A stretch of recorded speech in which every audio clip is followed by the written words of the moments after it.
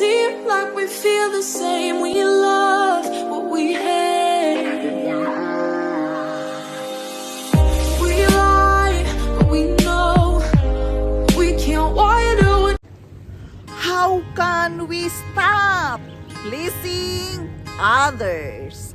Hello friends, this is Yundel, and today's share is about a reminder to each and every one of us that we must stop pleasing others. And how can we really do that? For me, in my own life experiences, if you have the strong self-confidence, if you have the strong self-esteem, it becomes easier for you to be confident enough, stop pleasing others. Of course, it's not easy, especially if it is about our loved ones. It's not easy at all. But again, everything must start from our mind. We have to make a decision that enough is enough. I don't like to please others anymore. This is my life. I am the one handling my life. I am the one who have full control of my life. When you can focus on yourself, what is good for you, when you can focus who you are, what you are capable of doing something, believe me, it becomes easier for you to do not please others. You can just simply say it, take it or leave it. You are confident enough to say no when it is no. You are confident enough to say yes when it is yes. Yes, it is always work and effort if we really want to live our best life.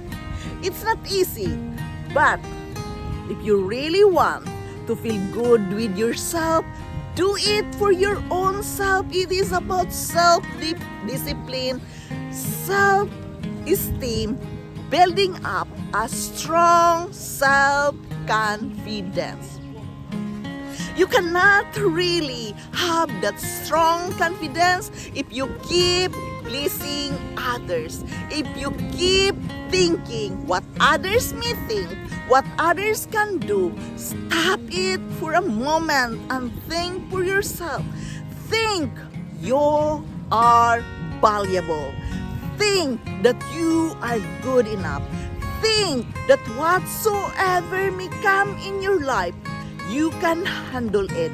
Because bottom line here, when all being said and done, we are on our own. We are living our own life. Nobody can do something when it comes to your own life. You have to take charge of your own life and stop pleasing others. To love ourselves to the fullest, it is about self-discipline as well. And self-discipline comes from saying no when it is no, saying yes when it is yes, and have that belief and trust in yourself. Trust in yourself with all your heart. You are capable of doing great things in your life. Think that you are talented. Think that you are good enough. Think that you are amazingly great. Be comfortable with your own skin. Stand firm for your own self and stop pleasing other people. Other people cannot do anything to hurt you when you are firm enough to say no, when you are setting limitations for your own self. Yes, self-limitation, self-discipline is a must to do when we want to stop pleasing others. Because in this life journey, it's like salvation. You cannot save others. You cannot be saved if you cannot know how to save yourself first. Focus on your own thing. Just simply be you. Be who you are and be comfortable with your own skin. So, when you trust in yourself, when you believe in yourself that you are more than good enough, you are amazingly great, believe me, it becomes easier for you to stop pleasing others. First of all, we must understand that it is important to stop pleasing others.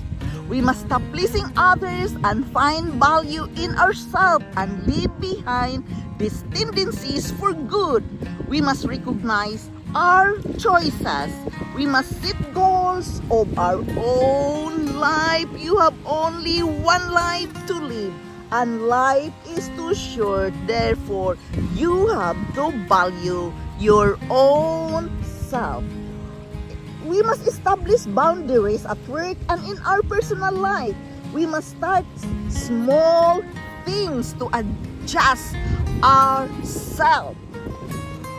We must be willing to get uncomfortable, because when you are going to stop pleasing others, it's really very uncomfortable at the first time. We must encourage our own self. We must shift from people-pleasing behaviors and toward a life where we respect and prioritize our own needs. We must set healthy boundaries. This is very important. We must say no when it is necessary. Practice self-compassion. Start with small changes. We must avoid over-apologizing. Many times we apologize many times. You have to limit that. We must embrace discomfort and we must seek support when we needed it. We must understand the root cause of people pleasing. Understand that it's a form of self-neglect as we seek validation from others. People pleasing is related to what social psychologists call the tendency to place an inordinate value on relationship over personal independence. It often comes with a strong need for social acceptance.